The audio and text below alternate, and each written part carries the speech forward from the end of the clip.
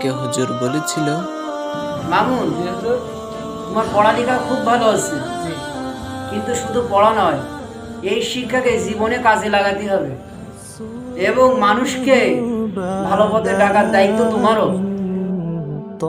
চাচাকে কি বলবো?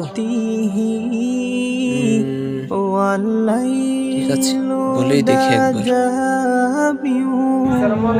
ওয়ালাইকুম আসসালাম রাহমাতুল্লাহ। কি মামুন কিছু বলবে? জি চাচা, এখন আপনি কি খুব ব্যস্ত নাকি? হ্যাঁ, আমি একটু কাউন্সিলে যাবো।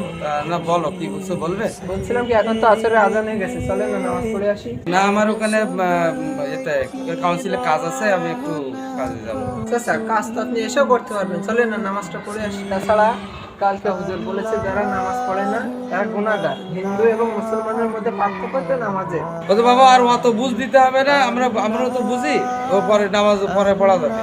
আমি একটু কাজ আছে, ওই কাজে চলে যাচ্ছি, আমি কাউন্সিলে যেতে হবে। মামুন, জি হুজুর।